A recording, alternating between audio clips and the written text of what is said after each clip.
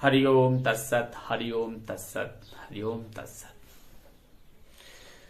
सज्जनों, हमें 3 नित्य विषय देखने को मिलते हैं। ये है ब्रह्म, जीव और प्रकृति। वह साधक जो सृष्टि के नियमों को जानने के लिए उत्सुक है कि यह सृष्टि कैसे अस्तित्व में आती है, इस सृष्टि के पीछे कौन है जो इस सृष्टि को अस्तित्व में लेकर के आता है। क्योंकि प्रकृति जब अपनी मूल अवस्था में होती है तब वह निर्गुण निराकार की जैसी ही होती है, वह ब्रह्म के लगभग जैसी होती है। जैसे ब्रह्म का कोई आकार नहीं, निर्गुण निराकार है, वैसे ही ये प्रकृति निर्गुण निराकार रूप में सृष्टि के बीज कारण के रूप में होती है। इसीलिए इसका नाम प्रकृति है। यानी कि ऐसी कृति, जो कृति आपको प्रकृति सृष्टि के रूप में दिखाई पड़ती है, ये पहले ऐसी नहीं थी। ये अपने मूल कारण में निहित थी, जिसका नाम था प्रकृति। प्रकृति सतोगुण, रजोगुण, तमोगुण के मिश्रण से उनकी विकार से अस्तित्व में आती है। यानी कि पहले कृति, जो कृति पहले अपने मूल कारण में स्थित थी, उसी को कहते हैं प्रकृति, यानी कि बिफोर क्रिएशन।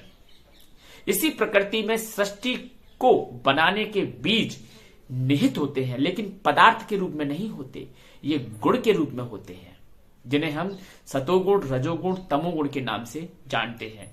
जब इन गुणों में हलचल उत्पन्न होती है, अपनी इनकी साम्य अवस्था टूटती है, तब इस सृष्टि का निर्माण करते हैं।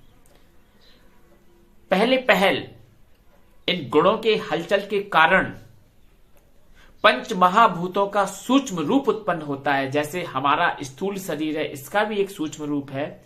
10 इंद्रियां, एक मन और चतुष्ट अंतःकरण, ये सब हमारा सूक्ष्म रूप है। ऐसे ही आकाश, वायु, अग्नि, जल, पृथ्वी, इनका भी सूक्ष्म रूप होता है। ये स्थूल रूप में आने से पहले अपने सूक्ष्म रूप में होती हैं, जिन्हें हम तन्मात्राओं के नाम से जानते हैं।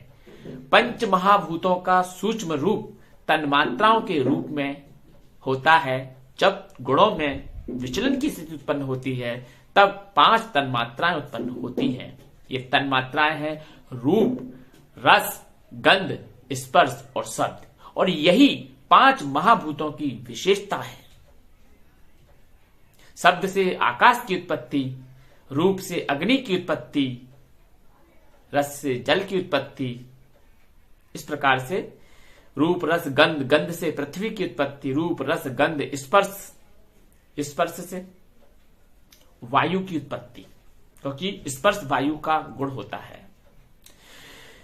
5 तन्मात्राएं पंच महाभूतों के सूक्ष्म रूप में पहले उत्पन्न होती हैं। बाद में उन 5 तन्मात्राओं से सृष्टि के विकास क्रम में पंच महाभूत अस्तित्व में आते हैं, और फिर ये पूरी सृष्टि अस्तित्व में आती है। ऐसा है इस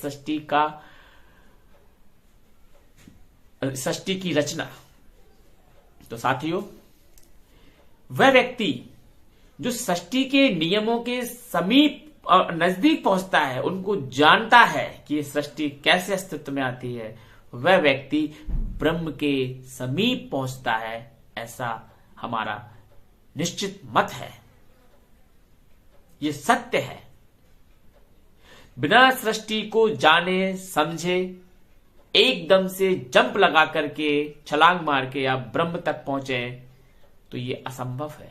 क्योंकि आपको पहले ब्रह्म की बनाई हुई सृष्टि को भी समझना होगा, फिर आप ब्रह्म को भी समझिए।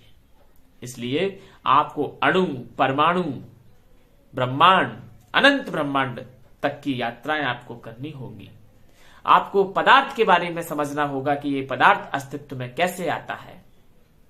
लेकिन अपने आप को आज के आधुनिक विज्ञान से थोड़ा बच के निकलना होगा, क्योंकि आधुनिक विज्ञान के अगर आप चक्र में फंस गए जो ये साइंटिस्टों ने सिद्धांत दिए हैं, अगर आप उनके चक्र में फंस गए तो निश्चित मानिए आप सत्य के समीप नहीं पहुंच पाएंगे, क्योंकि वैज्ञानिक अपने शोधों के आधार पर सृष्टि का वर्णन करते हैं जो कि वेद से सम्मत नहीं है, और जो बात वेद से सम्मत नहीं है, वेद के पैरेलल नहीं है, वह हमारे लिए महत्वपूर्ण नहीं है।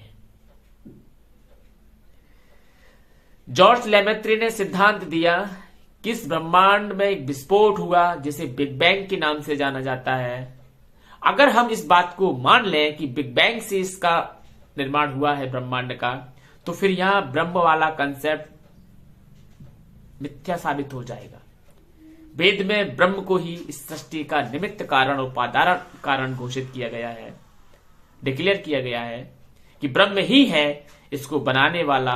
और जो प्रारंभिक अवस्था में जो मटेरियल चाहिए, भौतिक पदार्थ चाहिए, पंच महाभूत चाहिए, इनकी उत्पत्ति ब्रह्म से ही होती है। तस्माद आकाश, ये तस्मात्म आकाश, तैतरीय उपनिषद का भृगुबल्ली का प्रथम अनुवाक। तस्मात एतस्मात् आकाश, आकाश वायो, वायोरग्नि, अग्निरापा, अदभ्यम पृथ्वी, पृथव्योम औषधि, औषधिभ्योम अन्नम, अन्नात् पुरुषम, स वा एषः अन्न रस, पुरुषो अन्न रस में।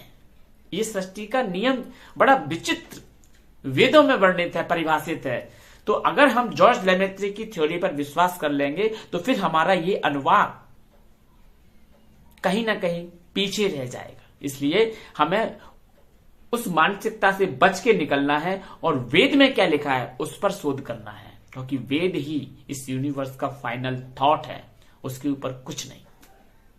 चार्ल्स डार्विन का सिद्धांत, विकासवाद का सिद्धांत, मानव विकास का सिद्धांत जो चार्ल्स डार्विन ने दिया है, अगर उसको हमने मान लिया कि मानव पहले जलीय जीव के रूप में उत्पन्न होता है, समुद्र में उत्पन्न होता है, फिर धीरे धीरे सने सने विकास करके आदि मानव के क्रम में पहुंचता है, फिर वह मनुष्य के क्रम में आता है, तो इस थ्योरी को अगर हम मान लें तो हमारे वैदिक सिद्धांतों का क्या होगा? फिर हमारे अंदर एक कंट्रोवर्सी क्रिएट हो जाएगी और हम अधर्म लटक जाएंगे, ना इधर के ना उधर के। इसलिए आप थोड़ा मॉडर्न एज के जो साइंटिस्ट हैं उनकी थ्योरी को आप मॉडर्न एज के लिए रहने दीजिए, अपने अंतःकरण के आध्यात्मिक क्षेत्र के लिए उसको थोड़ा दूर रखिए, क्योंकि आपका विषय विशुद्ध रूप से सत्य ज्ञान के आधार पर आधारित है। जब विश्व में वैज्ञानिक सौर मंडल का नाम तक नहीं जानते थे, तब हमारे ऋषियों ने सौर मंडल के बारे में अध्ययन क्लियर कर दिया था कि यह सौर मंडल कैसा है, ये ब्रह्मांड कैसा है, कितना इसका विस्तार है। त्रिलोक में संपूर्ण सृष्टि को समेट के रख दिया है हमारे वैदिक ज्ञान ने। ओम भूर्भुव स्वः, ये त्रिलोक की का जो व्यावृत्ति है, इसमें संपूर्ण सृष्टि आती है। लेकिन त्रिलोकी का कॉन्सेप्ट वैज्ञानिकों के पास नहीं है, क्योंकि वैज्ञानिक भौतिकता से आगे नहीं बढ़ पाते हैं, पदार्थ से आगे नहीं निकल पाते हैं, और हमारी त्रिलोकी का कॉन्सेप्ट पदार्थ से भी आगे जाके बात करता है।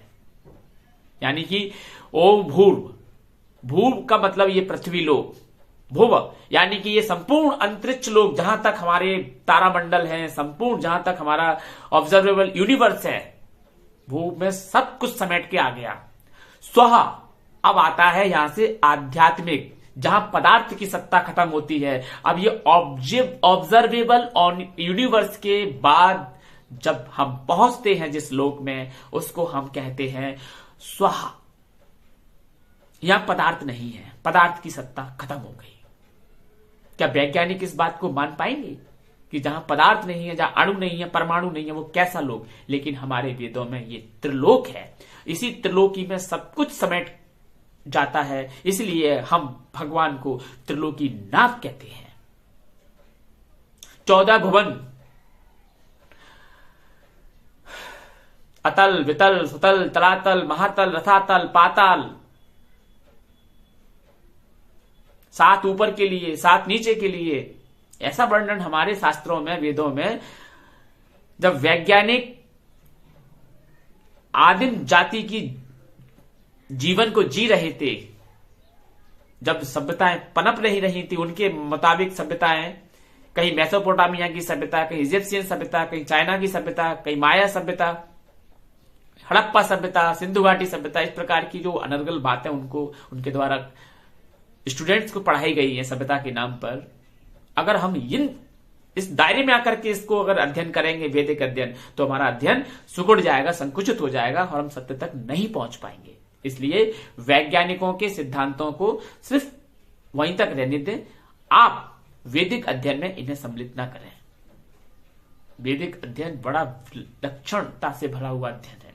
यहां हमें सत्य का बोध होगा कि कैसे सृष्टि, अणु, परमाणु अस्तित्व में आते हैं, फिर ये सृष्टि का निर्माण होता है और कैसे फिर ये एक दिन महाप्रलय को प्राप्त होके सब कुछ शून्य हो जाता है, कुछ भी शेष, आकाश तक शेष नहीं रहता, वायु शेष नहीं रहती, जल शेष नहीं रहता, कुछ भी शेष मात्र नहीं रह जाता।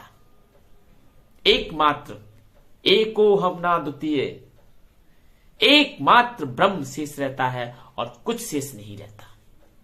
ये सारी आकाश गंगाएं, सब कुछ नष्ट, महाप्रलय उसे कहते हैं। इसलिए वेदों में आने के लिए, वेदों में अध्ययन करने के लिए, वैदिक ज्ञान को प्राप्त करने के लिए पहले अपने आप को आपको पक्का करना होगा, तभी आप वेद का अध्ययन कर पाएंगे। अन्यथा आप वेद से कुछ भी प्राप्त नहीं कर पाएंगे। पिछले कई हजार वर्षों से वेदों की निंदा की जा रही है। कहीं बौद्ध आकर के वेदों की निंदा करते हैं, तो कहीं कोई कार्ल मार्क्स आके वेदों की निंदा करता है, कोई और वामपंथी आता है जो वेदों की निंदा करता है। क्योंकि वेदों, जब तक वेदों का यशगान होता रहेगा, इन विधर्मियों का गुणगान नहीं होगा, इनकी सत्ता स्थापित नहीं हो सकती। इसलिए वेद की निंदा आवश्यक है इनके लिए। और हम क्या कर रहे हैं? हम कुछ नहीं कर रहे। हमें कुछ करना चाहिए, यही तो हम आपसे कह रहे हैं। हमें कुछ करना चाहिए, हमें स्वयं अध्ययन करना चाहिए, अपने आसपास के लोगों को बताना चाहिए, अपने आने वाली पीढ़ियों को उससे परिचित कराना चाहिए कि वेद क्या है। वेद की उस महानता को, श्रेष्ठता को हमें बताना चाहिए, उसे प्रचार प्रसारित करना चाहिए। उसके लिए हमें महान महान पुरुषार्थ की आवश्यकता होगी, जो सभी स्वार्थ से परे होना चाहिए। किसी प्रकार की कोई भी कामना वैदिक अध्ययन करते वक्त हमारे मन में नहीं होना चाहिए। यदि कोई कामना हमारे मन में आती है तो फिर हम वेद में से विशुद्ध तत्व को ग्रहण नहीं कर पाएंगे।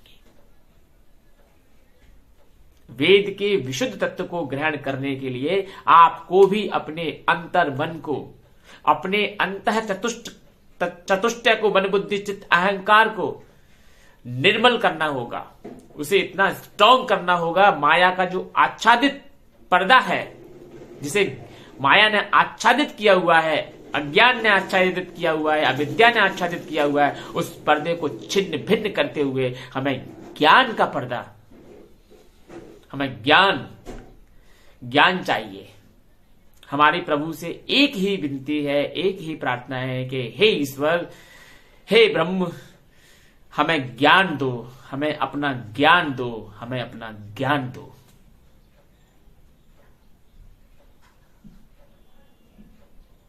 आप दृढ़ निश्चय कीजिए कि आप वेद की महिमा को जानेंगे व अन्य लोगों को वेद की महिमा का वर्णन बखान करेंगे।